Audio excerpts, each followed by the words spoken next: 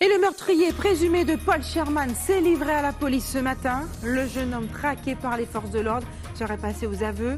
Il s'agirait d'un crime lié à un banal différend de voisinage.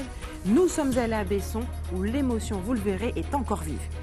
Et y aura-t-il une délocalisation totale du centre hospitalier? Le rapport de l'ARS a fuité dans la presse, ce qui a créé un certain embarras. La directrice conteste l'interprétation du rapport. Le JTG estime pour sa part que c'est sa position qui a été suivie. Et les effets des sargasses sur la santé se font déjà ressentir. Dans certains cabinets, les consultations liées à des problèmes respiratoires et des signes d'irritation sont en augmentation. Faut-il s'en inquiéter? Nous le verrons avec Anne-Elisabeth Artsen. Et l'art offre la faculté de sublimer l'ordinaire, de montrer toute la beauté de nos gestes du quotidien. Ça, les stagiaires de la formation préparatoire au métier de service à la personne l'ont découvert. Bonsoir et bienvenue sur ATV Guadeloupe. Vague d'émotion dans le quartier de Besson aux Abîmes hier soir, alors qu'il se trouvait au domicile de ses parents. Paul Sherman, un jeune homme d'une vingtaine d'années, très défavorablement connu des services de la police, a été agressé par un individu armé. Il l'a abattu de 2 coups de fusil. Ce matin, se sachant recherché par les forces de l'ordre, le meurtrier présumé s'est rendu à la police. Le récit d'Anne-Elisabeth Artsen, de Patrick Curie et de Moïse Dexter.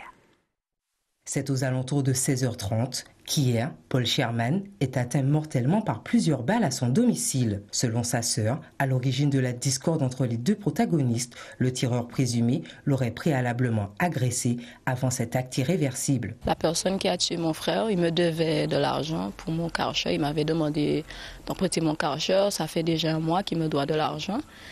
Et que derrière ça, il m'a dit qu'il allait me rembourser mon Karcher en venant de Miami. Hier, je lui ai demandé mon Karcher, il m'a dit non, qu'il ne voulait pas me la rendre, machin et tout.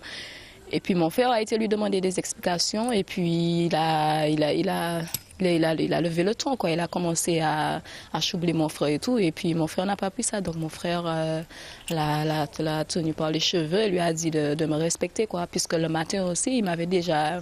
La personne qui a tué mon frère, Yohan Blanche, il m'avait déjà donné un coup de pied. Il avait déjà levé ses 2 pieds. Il m'a donné un coup de pied sous mes épaules. Et c'est après cette première altercation que le tireur présumé s'est rendu au domicile de sa victime. Il est arrivé devant ma porte comme ça et puis il a commencé à tirer. Il ne s'est pas contenté de tirer une seule balle. Il n'a pas pensé au fait qu'il m'avait déjà frappé. Il n'a pas pensé au fait que je l'ai aidé, que j'étais là avec lui et qu'il me devait pour mon Karcher. Surpris par les coups de feu qui ont retenti en milieu d'après-midi, ce voisin, proche du domicile de la victime, se souvient de cet après-midi tragique. Vers 3h30, 4h moins, je suis couché à reposer corps. Moi, j'entends des mouvements de panique. De l'autre côté, là, j'entends physique à péter. Bon, moi, je ne peux pas dire qui m'a décapité physique. Il a enlevé la bac. Tout ça rentré là, ça a mis entré. Et les amis entrés, ils ont monté au famille à Sibouga. Ils ont entendu dire qu'ils vont attendre pour qu'ils rentrent, parce que Sibouga mort. Bon, le travail qui a passé, il y avait à peu près aux environs de 10 ans. Je crois qu'il était côté site. Le travail qui a passé, il a dit un bonjour, sans plus sans masse. Côté site, un petit quartier tranquille. Une enquête a d'ores et déjà été ouverte par la police judiciaire afin de déterminer les circonstances exactes du décès de ce jeune d'une vingtaine d'années. Et puis il s'agit du 8e homicide commis en Guadeloupe depuis le début de l'année. Craignez-vous ces meurtres en série que personne n'arrive à juguler? Patrick Curie et Moïse Dexter vous ont posé la question. On écoute vos réponses.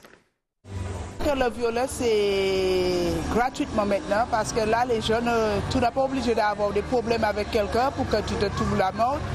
Et c'est dommage. C'est malheureux parce que c'est vrai qu'aujourd'hui, on entend beaucoup plus de violence, que ça éloigne les gens, en fait, la violence. C'est fort dommage. Et la jeunesse est pointée du doigt, malheureusement. Je dis que c'est très mal, il faudrait faire quelque chose pour ça. Je dis qu'il faudrait mieux commencer à s'aimer et après, pour la guerre, après, s'aimer d'abord. Je ne sais pas qu'est-ce qui se passe, c'est devenu comme ça, donc nous on peut rien y faire. Hein. Donc je trouve ça mais quand même désastreux qu'on arrive là. C'est la faute des parents, mais après les parents, il y a la loi aussi, parce que je trouve que la loi de la Guadeloupe n'est pas la loi. Parce que quand on fait des trucs comme ça, il fallait qu'on donne ces gens-là ça, perpétuité, jamais sortir. Dès qu'on te dit quelque chose qui n'est pas bien, dès qu'on te regarde mal, on te frappe ou bien on te tue, on veut te faire quelque chose. Et au niveau des grands, en fait, des adultes qui tuent pour rien, c'est bien dommage parce que c'est eux qui devraient nous donner l'exemple. Et donc les jeunes, ils n'ont plus rien sur quoi s'appuyer. Les jeunes n'ont pas tué. On doit vivre en harmonie ici. Ne pas se tuer. On va dire comme ça que ce qu'a fait, c'est que ce monde n'a pas à faire assez attention à certaines choses. Parfois aussi, il va provoquer des choses qui fait que c'est monde-là qui a fait ça, il n'a pas fait là. C'est une mauvaise chose. La Guadeloupe n'a pas besoin de ce genre de choses. On a déjà trop de mauvaises publicités qui font état un petit peu de ce qui se passe en Guadeloupe. Alors si c'est encore pour parler de violence et compagnie, non, c'est pas bon, c'est pas bon. Mais c'est vrai que je trouve que pour une île, il y a un petit peu trop. C'est trop. C'est trop, il faut que ça change. J'ai envie que ça change. J'aimerais que ça change. Voilà, je pense que chacun de nous. Et le centre hospitalier doit être totalement délocalisé selon les experts, Info ou Intox. Le rapport de l'ARS a fuité dans la presse ce matin, ce qui a créé un certain embarras. La directrice de l'Agence régionale de santé conteste l'interprétation du rapport et insiste sur le fait que le rapport préconise un nettoyage dans des locaux inoccupés, ce qui n'impliquerait pas, selon elle, une délocalisation totale. Pour sa part, l'UGTG estime que c'est sa position qui a été suivie et convoque une assemblée générale populaire pour lundi. On écoute Gabi Clavier, le secrétaire général UTS-UGTG, interrogé par Anne-Elisabeth Artzel.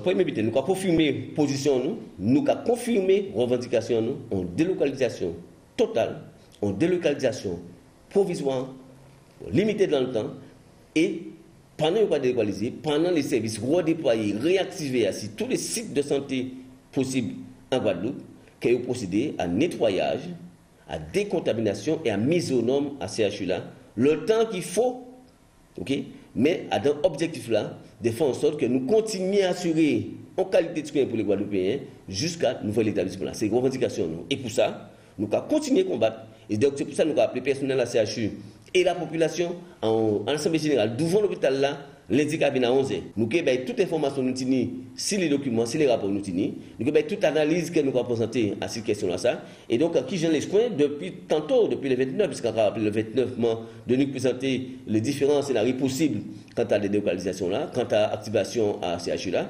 Mais pour le moment, encore une fois, nous allons rester en fit et fente, nous allons pas cailler, nous allons faire, nous pas faire. Et pendant ce temps, moun ka pris, qui personnel, qui malade. Et depuis 2016, l'ANSES, l'Agence nationale de sécurité sanitaire, de l'alimentation, de l'environnement et du travail, met en garde contre la toxicité des sargasses. L'exposition prolongée à ces algues qui contiennent des métaux lourds comme l'arsenic peut avoir des conséquences sur notre santé, des effets qui commencent à se faire ressentir chez nous. Dans le cabinet du docteur Clure à Gosier, ils sont de plus en plus nombreux à se plaindre de problèmes respiratoires ou d'irritation. Reportage Anne-Elisabeth Artzel. On connaît les effets dévastateurs des algues sargasses sur notre paysage maritime, mais qu'en est-il sur notre santé? Les sargasses dégagent essentiellement de l'ammoniac et de l'hydrogène. Donc l'hydrogène, c'est un gaz très irritant qui peut entraîner à certaines doses d'un déficit en oxygène dans le sang. Et de ce fait, ça peut entraîner des nausées, des vomissements, voire des malaises, des pertes de connaissance. Il faudrait éventuellement doser la quantité d'hydrogène au niveau des sargasses sur nos côtes. L'hydrogène est quand même assez dangereux à haute concentration, surtout qu'il est inflammable, donc il faut le savoir. Ça peut, avec le mélange avec l'oxygène, ça peut s'enflammer spontanément et surtout à l'approche d'une flamme. Donc il faut faire attention et puis ça peut irriter la peau, ça peut donner une peau bleue, c'est un peu bizarre. Le docteur Clure assiste depuis quelques années à une recrudescence des consultations liées aux algues sargasses. Effectivement, les patients travaillant pour la commune tous les jours sur la plage qui ramassent les sargasses viennent me voir parfois pour des problèmes d'irritation au niveau des yeux, des problèmes respiratoires. Il faut noter aussi également qu'il y a au niveau des sargasses, il y a de l'ammoniac qui est un irritant très puissant aussi, qui peut donc entraîner des irritations au niveau des yeux, au niveau de la peau, mais on ne connaît pas exactement la quantité d'ammoniac l'ammoniac qui réside au niveau des sargasses en Guadeloupe. Il y a eu des études qui ont été faites au niveau de la médecine du travail par rapport à ces personnes qui sont en cours. Je pense que l'ARS également a dû s'interroger sur la question. Si des études plus approfondies doivent encore être réalisées, dans un rapport publié l'an dernier par l'Agence nationale de sécurité sanitaire, les algues sargasses concentrent bien des métaux lourds qui présentent un risque pour la santé humaine et l'environnement. Et direction Petit Canal maintenant. Ce matin, le président de région, Harry Chalus, a signé les conventions qui officialisent le financement des travaux de l'atelier de transformation alimentaire baptisé l'Usine Centrale, la première unité d'agrotransformation de l'archipel qui sera basée à Anse-Bertrand. Les détails avec Linda Kayarsi. La CNGT l'a attendue et elle l'a enfin eu. L'Usine Centrale, une usine d'agrotransformation. Nous avions ce projet de l'usine centrale que nous avons trouvé et nous l'avions mis un peu au placard en disant tant qu'il ne sera pas bien constitué, nous n'allons pas le mettre en œuvre. Et les services ont travaillé, les élus ont travaillé, le maire d'Anse-Bertrand a défendu son projet ainsi que le technicien qu'il avait porté déjà avec la communauté des communes, c'est-à-dire Port-Louis et Anse-Bertrand. Aujourd'hui, chez Joseph, c'est une deuxième étape. Nous avons signé avec la région Guadeloupe qui s'est engagée à aider le Nord-Grande-Terre, enfin la communauté du Nord-Grande-Terre, pour porter ce dossier de l'usine centrale. L'ouvrage, d'une surface de 1600 mètres carrés, sera construit à Anse-Bertrand. Organisé en pôle fonctionnel, la plateforme de transformation comprend une zone de débarquement, de triage, de stockage, de préparation et de conditionnement. À terme, une zone sera dédiée au tri et à la valorisation des coproduits de l'atelier. Mais au-delà aussi, ça va créer, je dirais, une autre éducation dans la manière de manger et aussi dans la manière de vivre pour nos jeunes en particulier et pour la population de la Guadeloupe. Donc, les agriculteurs aujourd'hui sont déjà sensibilisés et organisés car il s'agit de produire environ 10 000 repas par jour à l'attention des cuisines centrales de la communauté d'agglomération du Nord-Grande-Terre et environ 1000 tonnes de produits agricoles qui devront être traités chaque année. Coût global de cette usine, 8 millions d'euros. La région autour de personnel autour de 1 million, mais en fonds européens c'est 5,6 millions. Et d'autres financeurs, le projet coûte 8 millions. Je pense qu'on peut aller très vite en 8 millions dans l'intérêt de tous les agriculteurs de la Guadeloupe. Et la deuxième signature, le leader, le 1,5 million pour permettre aussi au comité de pouvoir travailler sur tous les projets ruraux. Donc nous sommes sur la bonne voie. C'est ça, travailler pour l'agriculture. Et ça rentre dans notre projet de l'économie verte. Voilà.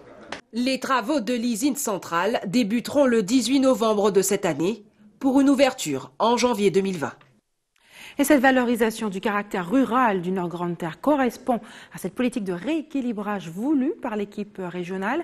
Avez-vous, vous, le sentiment que la Guadeloupe est aménagée de façon équitable? On écoute vos commentaires recueillis aujourd'hui par Linda Kayarsi. Donc effectivement, je pense qu'il devrait y avoir des améliorations pour les deux côtés, autant au niveau de la Grande Terre que de la Basse Terre, sachant qu'effectivement qu'avec le cyclone qui est passé sur la Basse Terre, certainement que la Basse Terre a certainement aujourd'hui besoin plus de soins, enfin besoin plus d'aménagement en tout cas. Voilà. C'est plus aménagé que le Basse Terre.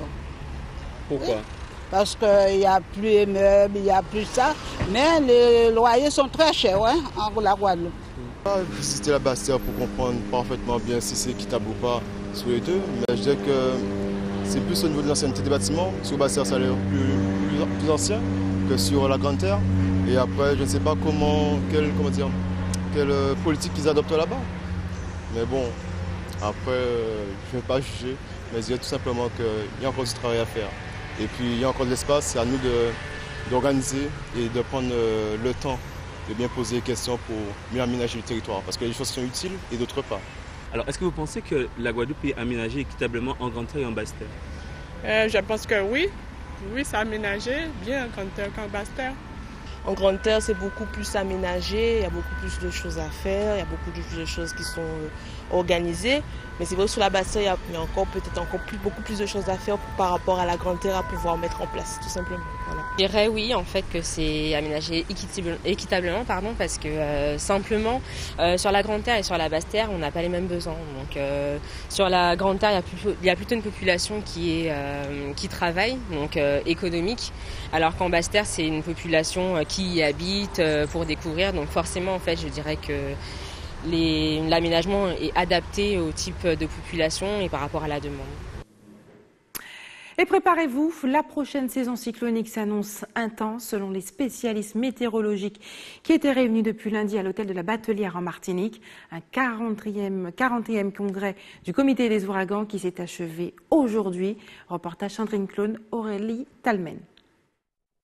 Harold, Idalia, Margot et Nigel, les nouveaux prénoms de cyclones qui remplacent désormais ceux de Harvey, Irma, Maria et Nate, car ces phénomènes ont laissé des traces. Un ouragan qui a été dévastateur, qui a causé des catastrophes. Imaginez qu'on garde le prénom et que 6 ans après, parce qu'il y a 6 listes qui existent dans l'Atlantique, si 6 ans après vous avez à nouveau un Irma, imaginez un Irma qui se crée, ça sera un peu la psychose dans la population. Largement au cœur du congrès, la prochaine saison cyclonique. Elle s'annonce plus intense que l'an dernier. L'un des objectifs de ce rassemblement était donc de renforcer la collaboration entre les organisations. On a vu l'importance de l'anticipation et comment les services météo doivent anticiper peut-être même encore plus. Certains ont demandé de passer de 5 jours à 7 jours d'anticipation, ce qui est compliqué. Mais comment on arrive aussi à faire passer l'incertitude qu'il y a dans ces prévisions.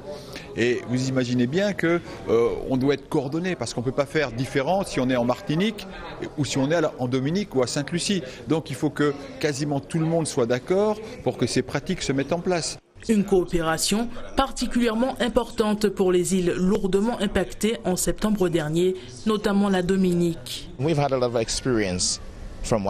Nous avons beaucoup appris du passage de l'ouragan Maria. La préparation est à présent pour nous le maître mot. Nous essayons aussi de nous reconstruire de manière à mieux faire face aux ouragans. Et nous invitons davantage les populations à se tenir informées et à être plus conscientes des dangers que représentent ces phénomènes. Acteur majeur en termes de prévision, le National Hurricane Center de Miami. Grâce à son concours, les organisations appréhendent de mieux en mieux les phénomènes météorologiques, mais avec de nouvelles données à prendre en compte, notamment la question du changement climatique, les systèmes doivent être régulièrement optimisés. 50% des dégâts causés par les cyclones sont dus aux ondes de tempête, 25% à la pluie, et c'est bien l'eau qui est l'élément le plus dangereux pour la population. On en a parlé toute cette semaine, et nous comptons sur les progrès de la science. Nos localisations sont de plus en plus précises, mais nous devons mieux appréhender l'intensité des phénomènes. La prochaine saison cyclonique devrait débuter en juin. Au moins 15 tempêtes, 7 ouragans et 3 ouragans intenses devraient voir le jour. Ce 40e congrès du comité des ouragans devrait donner lieu à une meilleure coopération à échelle mondiale.